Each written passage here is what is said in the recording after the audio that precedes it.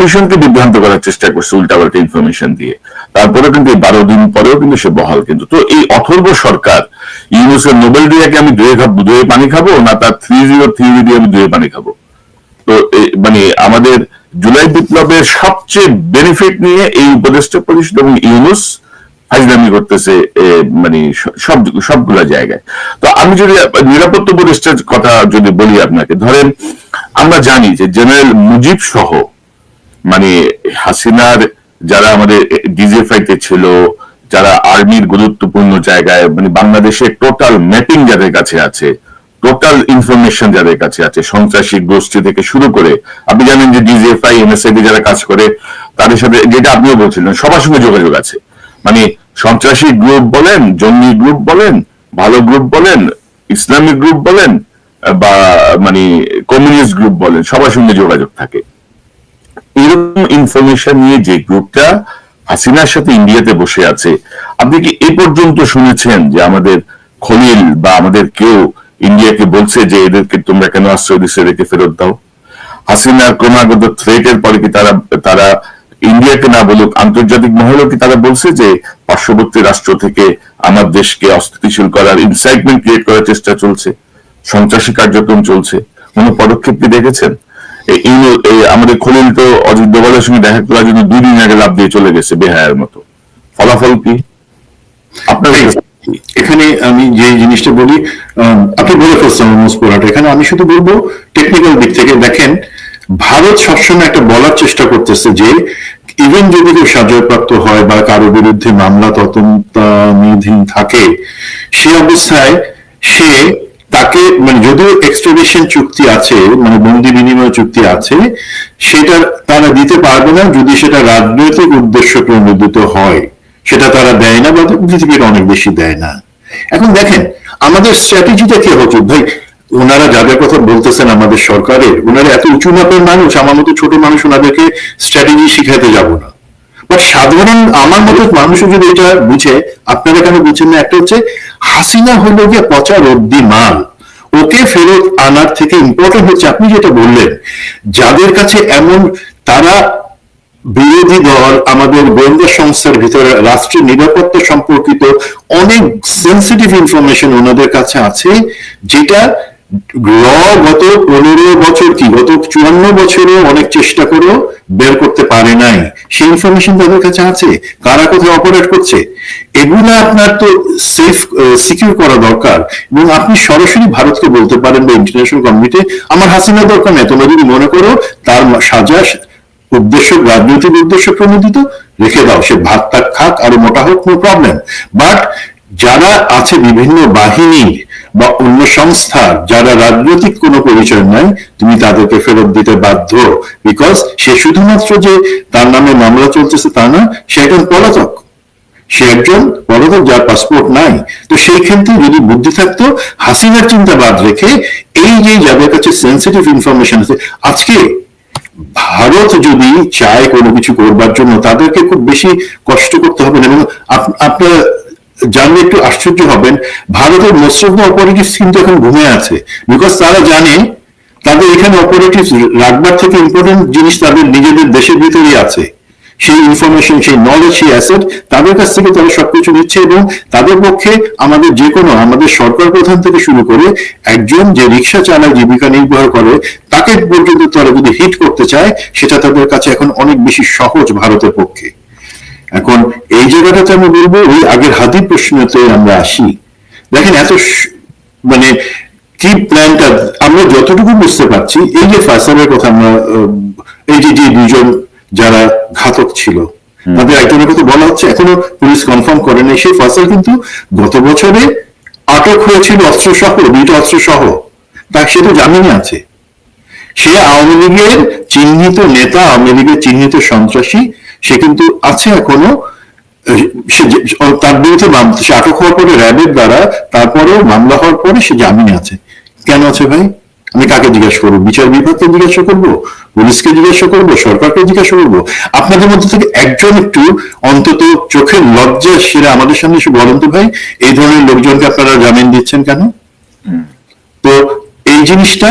আর দেখেন ভাই, আওয়ামী লীগের লোকজন, এরা ছাত্রলীগ বা অন্যান্য কিছু, এটা আমি আপনি সবাই জানি। সরকারে যে আসে এরা হচ্ছে, এদের আসল পরিচয় এরা সন্ত্রাসী। এরা যেই সরকারি আসবে পরবর্তীতে তার মধ্যে জয়েন করবে। সুতরাং আমি যদি সেই দলীয় পরিচয় বা অন্যান্য কিছু উঠতে থেকে আমি মনে করি সন্ত্রাসী, তার জায়গা হচ্ছে জেলে অথবা ফাঁসির দড়ি, এর বাইরে আর কিছু নাই। সেইভাবে যদি ডিল করা হয়, একটা সরকার যদি সেভাবে সক্ষম হয়, তাহলে আমরা এই ধরনের থ্রেট, আজকে হাবির উপর গেছে, কালকে কার উপর আমরা তো জানি না, সেই জায়গা থেকে আমরা পরিত্রাণ পাবো ভাই। সুমন ভাই, আমি যদি আপনাকে দেখাই, ধরেন এই একটা ছবি আমরা পেয়েছি, যে ছবিটা দেখা যাচ্ছে যে হাদির পাশের এই ছেলেটাকে তারা টার্গেট পয়েন্ট আউট করছে। এবং আমি যদি দ্বিতীয় ছবিটা দেখাই, এই ছবিটায় দেখেন এই ছেলেটা, যেটা আমরা বলছিলাম যে সে র্যাবের হাতে অ্যারেস্ট হয়েছিল, সেম ছেলে। তো এখন ধরেন আপনি এখন খোঁজ নিয়ে দেখেন যে এই জামিন কে দিচ্ছে, কে টাকা খাইছে, টাকা খাওয়া তো। এখন আমাদের এই আমরা যে ইন্টারিম যাদেরকে বসাইছি, এদের মধ্যে 50% টাকা খায়, টাকা খাওয়া ছাড়া কোনো কাজ করে না। এদের নিতে সবকিছু হচ্ছে, বিচারক নিয়োগ থেকে শুরু করে বদলি, জামিন, সবকিছু টাকা পয়সার সঙ্গে যুক্ত। তো এই জবাবটা কে দিবে? তো এখন ধরেন মানে আমি খুবই খুবই ডিপ্রেস এই টোটাল বিষয়টা নিয়ে। এবং ধরেন আরেকটা বিষয় যেটা বলতে চাচ্ছিলাম, ধরেন জেনারেল মুজিব থেকে শুরু করে আমাদের যে পুলিশের এসবি যে মনিরুল, এরা তো ইন্ডিয়াতে, এরা কিন্তু আদৌ বরখাস্ত হয়েছে কিনা সেটা আমরা জানি না। আর বরখাস্ত হইলেও তো ধরেন একটা দেশের আর্মি বা পুলিশের, বিশেষত আর্মির একটা অফিসার এলপিআর অবসর নেওয়ার পরেও 3 বছর পর্যন্ত সে আর্মির আইনের আওতায় থাকে। জি, এবং এটা ইন্টারন্যাশনালি কিন্তু স্বীকৃত। ধরেন একটা ফোর্সের লোক যদি পার্শ্ববর্তী দেশে যে দেশটা আমার শত্রু দেশ বা যে দেশটা আমার ক্ষতি করতে চায়, এরকম একটা দেশে যে যদি আমার দেশে ইনসাইটমেন্ট ক্রিয়েট করে, সেই ক্ষেত্রে আমাদের সেনাবাহিনীর ভূমিকা কি? সরকার তো কিছু করতেছে না, সেনাবাহিনীর কোনো কার্যকর ভূমিকা পেয়েছেন আপনি? মুজিবের ব্যাপারে এখনো কি সিদ্ধান্ত নিচ্ছে সেনাবাহিনী? বা সেই জায়গায় আন্তর্জাতিক রুলটা কি হইতে পারে, আপনি কি কোন ধারণা আছে? এই ব্যাপারে আন্তর্জাতিক আইন কি, সে ব্যাপারে আমার আসলে খুব পরিষ্কার ধারণা নাই। বাট আমাদের যে সেনাবাহিনীর কথা বলুন, সেনাবাহিনীর কাছে আমি জিজ্ঞাসা করছিলাম, তাদের যে উত্তর হচ্ছে যে আমরা তো তাকে বরখাস্ত করে দিছি, সেটা আমাদের সেনাবাহিনীর কোনো পার্ট না। তারপরে সে কোথায় গেছে না গেছে সেই জিনিসটা আমরা জানবো কিভাবে ভাই? এটা টেকনিক্যালি ওনারা বলতে পারেন যে কোথায় গেছে না গেছে। বাট আমরা তো ভিতর থেকে জানি যে আমাদেরকে অনেক সময় অনেক হাদিস শোনানো হয় যে তুমি এর আন্ডারে কেন এইভাবে কথা বলতেছো, তোমার তো সেই রাইট নেই, বিকজ তুমি অফিসিয়াল সিক্রেট অ্যাক্টের আন্ডারে আছো। তুমি, আমরা যখন দরকার হবে তাদের আইনটা আমার মুখকে সেলাই করার জন্য বলবার, তখন তারা সেই আইন দেবে আমার উপর খবরদারি। আর যেখানে জেনারেল মুজিবকে পালাই না তো, তাকে জাস্ট হ্যান্ড ওভার করা হয়েছে ইন্ডিয়ার কাছে। রয়ের দাবি ছিল ভাই আমরা তো আগামী 2 বছর তোমাদের বাংলাদেশে ওইভাবে অপারেট করতে পারবো না, তো আমাদের বাংলাদেশে তোমাদের সব থেকে যে ভালো ভালো অ্যাসেট গুলো আছে বা এজেন্ট আমাদের ছিল, তাদেরকে আমাদের এখানে মেহমান হিসেবে রাখো, আমরা তাহলে তাদের থ্রুতেই অনেক কিছু করতে পারবো। সেই জায়গাটাতে তারা পেয়ে গেছে। এখন এটা আমরা অনেক কিছুতে বলি, এটা আর্মি কিন্তু দায় এড়াই যেতে পারবে, বিকজ টেকনিক্যালি যখন সে একজন বেসামরিক নাগরিক হয়ে গেছে, সে দেশের ভিতরে যদি কোনো কিছু করে সেক্ষেত্রে সেটার জন্য আর্মি চাইলে তাকে আনতে পারে। বাট এটা তো ভাই সরকারের একটা অবশ্যই দায়িত্ব ছিল। ভাই বরখাস্ত করলেও তো সে সেনা আইনের আওতাতেই এখনো আছে 3 বছর। অবশ্যই যদি মনে করা হয় সেক্ষেত্রে সেনা আইন প্রয়োগ করা যেতে পারে, এটাতে কোনো দ্বিধা নাই। এই ব্যাখ্যা আমি বললাম যে এটা আপনি প্রয়োগ করবেন কি করবেন না, সেটা কারা সেটা চাচ্ছে কি চাচ্ছে না সেখানে ডিপেন্ড করে। এখানে আমি একটা ছোট মানুষ কি কথা বলছি আমরা এতদিন, বলেন একটা কোন জিনিস হচ্ছে, একটা কোন কথা? সরকারের একজন অ্যাসিস্ট্যান্ট সেক্রেটারি থেকে শুরু করে দেশ চালান যিনি প্রফেসর ইউনূস, আমাদের কোনো কথা কি তারা শুনছেন? বা শুনলে পরে তারা হয়তো হেসে উড়াই দিচ্ছেন যে আমরা পাগলের প্রলাপ বলতেছি। ভাই দিন কিন্তু খারাপ দিন আসতেছে আপনাদের, আমাদের বলেন না। এক ল্যাংরা বাকি সব ল্যাংরা নিয়ে বসাই দিছে। খলিল এক ল্যাংরা, জেনারেল হাফিজ এক ল্যাংরা, সব ল্যাংরা নিয়ে বসাইছে। নিরাপত্তা একটা অমুক উপদেষ্টা, সব ল্যাংরা, অপদার্থের গোষ্ঠী, কিচ্ছু হয় না। হাসিনা আমাদের বর্ডারে যেভাবে মাসছে, এখনো কিন্তু বর্ডার ক্লিন চলতেছে। কোনো শব্দ পাচ্ছেন আপনি? কোনো শব্দ নাই। মিডিয়া ফ্যাসিস্টদের নিয়ন্ত্রণে, মিডিয়ার কোনো ভূমিকা আছে? নাই। তো এখন আমরা আসলে করবো কি? ধরেন নির্বাচন স্থগিত করার কি উদ্যোগ আসতে পারে? আমি শুনতে পাচ্ছি যে হাইকোর্টে রিট হবে, এরকম কিছু আভাস কি আপনি পেয়েছেন কিনা? যে আমি কালকে একটা রিট হবে যে এই পরিস্থিতিতে নির্বাচন সম্ভব না, নির্বাচন পিছিয়ে দাও। আপনার কোনো পর্যবেক্ষণ কি আছে? এখন এটা বললেন না যে আমি আবার এদের সাথে জড়িত নাইলে আমি কিভাবে জিনিসগুলো জানি। আমরা গত পরশুদিন থেকে শুনছিলাম যে হ্যাঁ, যেই পক্ষ আপ্রাণ ভাবে চেষ্টা করতেছে যে দেশে যাতে কোনো নির্বাচন না হয় বা ফেব্রুয়ারিতে নির্বাচন না হয়, আমি একদম ভিতরের কথাটা বলতেছি ভাই, জিনিসটা আমার আমার নলেজ হিসেবে এটা যে সত্য সেটা নাও হতে পারে। সেটা হচ্ছে তারা একটা পরিকল্পনা করেছিল যে ঠিক আছে নির্বাচন কমিশন তফসিল ডিক্লেয়ার করুক 11 তারিখে, এবং একটা ভাব হবে যে হ্যাঁ ঠিক আছে নির্বাচনের দিকে রাস্তায় তো আমরা হাঁটতেছি, বাট ওনারা রবি বা সোমবারে হাইকোর্টে 2টা রিট করবেন। 2টা রিটের একটা হবে আইন সংক্রান্ত জটিলতা এবং ধারা উপধারা দেখাই তারা বলবার চেষ্টা করবে হাইকোর্টকে যে তোমরা নির্বাচন কমিশনকে বলো কারণ দর্শক যে কেন এই ধারার ব্যত্যয়ের কারণে এই ইলেকশন বাতিল হবে না বা এইগুলো সংশোধন না করা পর্যন্ত ইলেকশন বাংলাদেশে হতে পারে না। দ্বিতীয় তাদের প্ল্যান আইন শৃঙ্খলার যে অবনতি বা এই কারণে এখন ইলেকশন হওয়া যুক্তিযুক্ত না, হাইকোর্ট থেকে একটা রিট করে সেটা নির্বাচন কমিশনকে বলা। এবং আমরা জানি আইনকে চালায়, বিচার বিভাগকে চালায়, শেষমেশ যে সিদ্ধান্ত এই সমস্ত ক্ষেত্রে আসে আসলে কার ইচ্ছা থেকে। তো আমার যেটা ধারণা তারা হয়তো সরকারকে কনভিন্স করছিল সরকার মুখ রক্ষার জন্য একটাতে জিতে আসতো রিটে, যে হ্যাঁ আমরা নির্বাচন করার জন্য বদ্ধপরিকর সুতরাং আমরা এই রিটে জিতে গেছি। বাট আরেকটাতে তারা সেন্সে ভুল করে নিজের হেরেকে ও আচ্ছা এই কারণে তো আসলে নির্বাচন করা সম্ভব না। এটা আপনারা সরকার আপনারা প্লিজ মাইন্ড করেন না যে জিনিসটা যে পরিকল্পনা আপনাদের ভিতরে যদি ডিপস্টেট থাকে বা কেউ থাকে এভাবে প্ল্যান করতেছিল, এখানে কোনো ভাই বন্ধু নাই ভাই।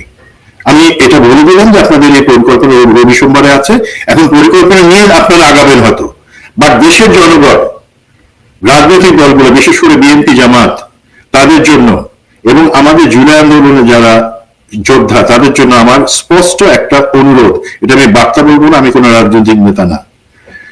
আমরা যদি আজকে এই অবস্থায় বলি বা জিকির তুলি যে আচ্ছা দেশ থেকে পুলিশ প্রশাসন তো ব্যর্থ, এখানে নিরাপত্তা দিতে পারতেছে না বা অন্যান্য কিছু, সুতরাং এখন নির্বাচনের পরিবেশ নাই, নির্বাচন হবে না, পিছিয়ে দাও, নো, তাহলে কিন্তু ভারত, হাসিনা এবং ডিপ স্টেট তাদের যে চাওয়াটা যে নির্বাচন এখন হবে না সেখানেই তারা বিজয়ী হয়ে যাবে।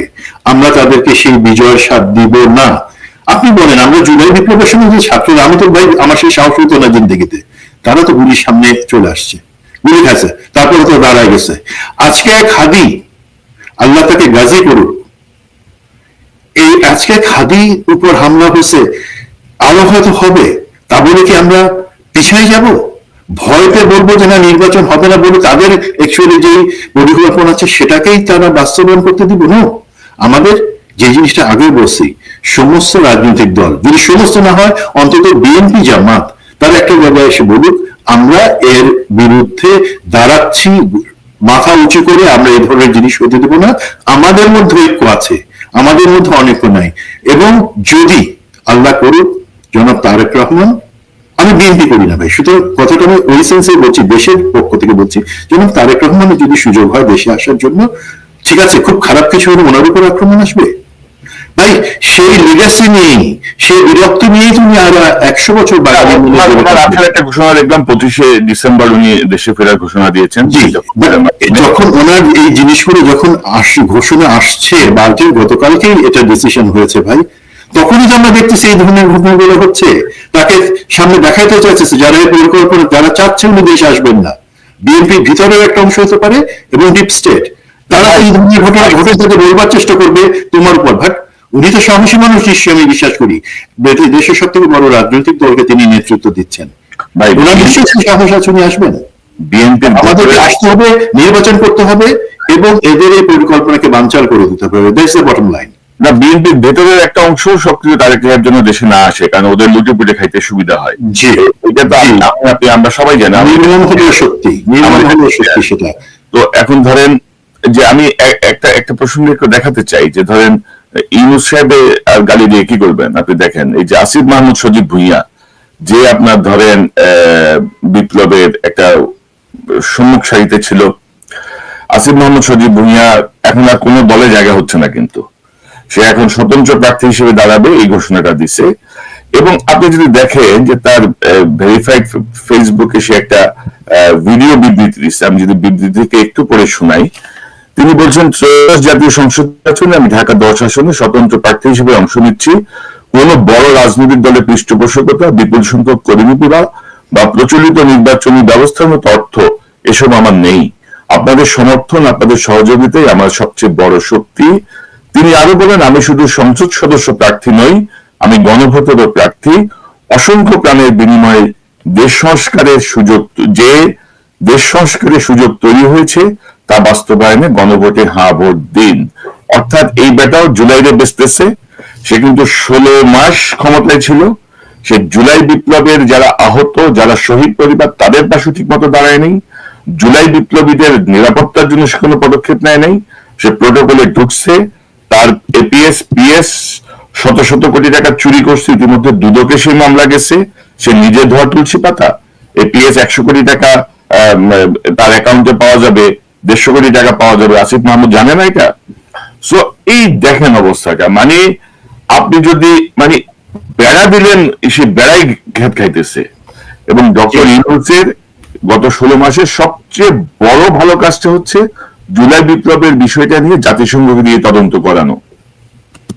এবং আমার মনে হয় যে এরপরে ডক্টর ইউনূসও মানে কোন একটা চক্করে পড়ে গেছে।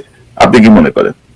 মানে আমি যেটা মনে করি, বাট সেটা আমার কিছু বিশ্বাস করতে নিজের কাছেই খারাপ লাগে, সেটা হচ্ছে প্রফেসর ইউনূসের যে ব্র্যান্ড ভ্যালু আছে, উনি যেভাবে জাতিকে এক করতে পারতেন, সেই জায়গায় তাকে লোকে ভুল বুঝায় জাতিকে বিভক্ত করার জায়গায় অ্যাকচুয়ালি উনি হাঁটছেন। যেটা আমরা দেখতে পাই ঐকমত্য কমিশনে মুনির হায়দারের মতন লোক, যে চিহ্নিত ভারতীয় এজেন্ট, রয়ের এজেন্ট, তাকে দিয়ে কিভাবে দেখেন আমরা কিন্তু ঐক্যমত্যে শেষ পর্যন্ত আসতে পারিনি। এবং জুলাই সনদটাও কিন্তু শেষ পর্যন্ত একটা ছেঁড়া খোড়া, একটা কাটা ছেঁড়ার একটা জুলাই সনদ হয়েছে। তো এই জায়গায় প্রফেসর ইউনূস অবশ্যই উনি আত্মসমর্পণ করেছেন। ওনার মতন ভালো লোক, যোগ্য লোক আত্মসমর্পণ করেছেন। এটা আমাদের জন্য শুধু লজ্জার ব্যাপার না, আমাদের ভবিষ্যতের জন্য সেটা একটা অশনি সংকেত। এবং এই জায়গায় আমি অবশ্যই মনে করবো যে আমরা কাকে বিশ্বাস করবো না। আমি যদি অ্যালাউ করেন একটা জিনিস, এটা আমার মতামত, সরি আপনার অনুষ্ঠান এসে আমি বলছি, জনাব তারেক রহমান গত 3 দিন আগে সেনাবাহিনীর অবসরপ্রাপ্ত কর্মকর্তাদের একটা অনুষ্ঠানে উনি বক্তব্য রেখেছেন। এবং সেখানে সব থেকে অ্যাপ্রিসিয়েট করার জিনিস যেটা হচ্ছে, উনি সেখানে একজন রিটায়ার্ড মেজর জেনারেল, যিনি একসময় ডিজি এসএসএফ আমাদের স্পেশাল তার ডিজি ছিলেন, তার কাছে কোন একটা কারণে একটু বলেছেন যে দুর্ব্যবহারের কারণে উনি ক্ষমা চেয়ে নিচ্ছেন। এটা বাংলাদেশের রাজনীতিতে খুব ভালো একটা ট্রেন্ডের উনি সূচনা করলেন, যে রাজনৈতিক শীর্ষ পর্যায়ের লোকও যে মাফ চাইতে পারে, তার যদি ভুল হয়ে তাকে মনে করে, it's I appreciate that. But আমার একটা প্রশ্ন জনাব তারেক রহমানের কাছে, আপনি কার কাছে মাফ চাইলেন? উনি হচ্ছেন জেনারেল রুমি, ফাতেমী রুমি। এখন আমার যদি হিসাবটা ভুল না হয়, এবং আমরা যতটুকু তথ্য, শুধু গোয়েন্দা তথ্য না, মোটামুটি এটা নিশ্চয়ই তারেক রহমান জানেন, এই ফাতেমী রুমি হচ্ছেন 111 আন্ডার পিছনের জেনারেল মইনুর সাথে সব থেকে বড় কারিগর জেনারেল ফাতেমী রুমি। আমি সত্যি কথাটা বলছি, আপনার যদি বক্তব্য থাকে অন্য কোনো চ্যানেলে বা এই চ্যানেলে এসে বলতে পারেন। দেন আমাদের পরে যেটা 111 আনলেন, যেখানে উনি বেগম জিয়া ঠিক বুঝতে পেরেছিলেন যে কোথায় ষড়যন্ত্র হচ্ছে, বা জেনারেল ফাতেমী রুমি, উনি ডিজিএসএসএফ, বেগম জিয়ার সব থেকে কাছের লোক, উনি বলবেন যে না এমন কিছু না, মইনু থাকবে, কোনো কুটু কিছু হবে না, 111 হবে না। সে একটা চাল উনি চালেন। দেন 111 এর পরে যখন জেনারেল মইনুর আহমেদ ভারতে গিয়ে ঘোড়া মইন হিসেবে পরিচিত হয়ে ফেরত আসলেন, তার আগে ছিলেন general chief of army staff, respected man, but উনি হয়ে গেলেন ঘোড়া মইন। সাথে কে নিলেন? একমাত্র মিলিটারি পার্সন হিসেবে ডিজিএসএসএফ গেল ওনার সফর সঙ্গী হয়ে 2008 সালের ফেব্রুয়ারিতে। মানে ডিজিএসএসএফ প্রোটোকল হিসেবে প্রেসিডেন্ট বা প্রাইম মিনিস্টার ছাড়া অন্য কারোর সাথে ভিজিটে যাইতে পারে না। উনি জেনারেল মইনের সাথে কেন গেলেন? বিকজ ভারত বলছিল, ভাই এই যে লোকটা আছে যে আমাদেরকে 111 আনবার ক্ষেত্রে হেল্প করছে, সেই জেনারেল রুমিকেও তুমি সাথে নিয়ে আসো, জেনারেল মঈন এবং জেনারেল রুমি